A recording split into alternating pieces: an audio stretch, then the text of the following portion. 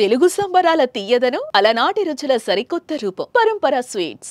తెలంగాణ ప్రభుత్వం పెన్షన్దారులకు ఓ శుభవార్త అందించింది. వలస వెళ్లి పెన్షన్ కోల్పోయిన వారికి ఊరట కలిగించే నిర్ణయం తీసుకుంది. 3 నెలల పాటు పెన్షన్ తీసుకోకపోవడంతో రద్దయిన వారికి తిరిగి పెన్షన్ అందించే విధంగా చర్యలు చేపట్టింది. దీనికోసం ముహూర్తం కూడా సిద్ధమైంది.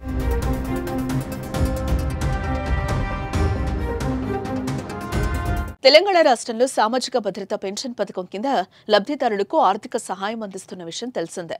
వృద్ధులు, ఒంటరి మహిళలు, వితంతువులు, వికలాంగులు తదితరులకు అండగా ఉండేందుకు తెలంగాణ ప్రభుత్వం అమలు చేస్తున్న పథకం చేయూత.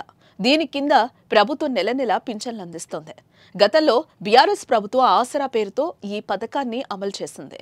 రేవంత్ రెడ్డి నేతృత్వంలో రాష్ట్రంలో అధికారంలోకి వచ్చిన కాంగ్రెస్ ప్రభుత్వం చేయూత పేరుతో ఈ పథకాన్ని అమలు చేస్తోంది. అంతేకాకుండా ఈ పెన్షన్ మొత్తాన్ని రెట్టింపు చేసేందుకు కూడా నిర్ణయం తీసుకున్నారు. పెంచిన మొత్తం పింఛన్లను పంపిణీ చేయడం మాత్రం ఇంకా ప్రారంభించలేదు. ప్రస్తుతం ఆసరా కింద ఇచ్చిన పెన్షన్ మొత్తాన్ని లబ్ధిదారులు అందుకుంటున్నారు.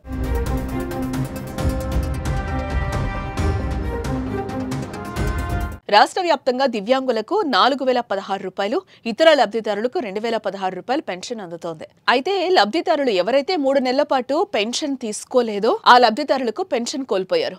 రకరకాల కారణాలతో తెలంగాణలో చాలా మంది వేరే ఊళ్ళకెళ్లారు. పనుల కోసం హైదరాబాద్ లాంటి నగరాలకు వెళ్లారు. ఇలా గత 5 సంవత్సరాల్లో 2.24 లక్షల మంది పెన్షన్దారులు ఇతర ప్రాంతాలకు వలస వెళ్లిపోవడంతో పెన్షన్ లబ్ధిదారుల జాబితా నుండి వారి పేర్లు తొలగించారు.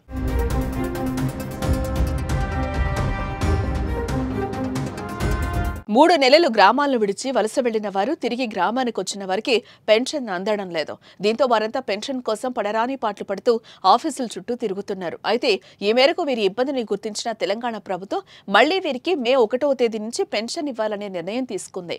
తాజాగా ఈ ప్రక్రియను సులభతరం చేయడానికి ఆన్లైన్ దరఖాస్తు విధానాన్ని ప్రవేశపెట్టనుంది. దీని ద్వారా వలస వెళ్లి తిరిగి సొంత ఊరుకొచ్చిన లబ్ధిదారులు తమ వివరాలను ఆన్లైన్ పోర్టల్లో నమోదు చేసి సులభంగా పెన్షన్ తిరిగి వచ్చేలా దరఖాస్తు చేసుకోవచ్చు. లేదా మీ సేవా కేంద్రానికి వెళ్లి కూడా దరఖాస్తు చేయించుకోవచ్చు. ప్రభుత్వ నిర్ణయంతో అంతా ఆనందం వ్యక్తం చేస్తున్నారు.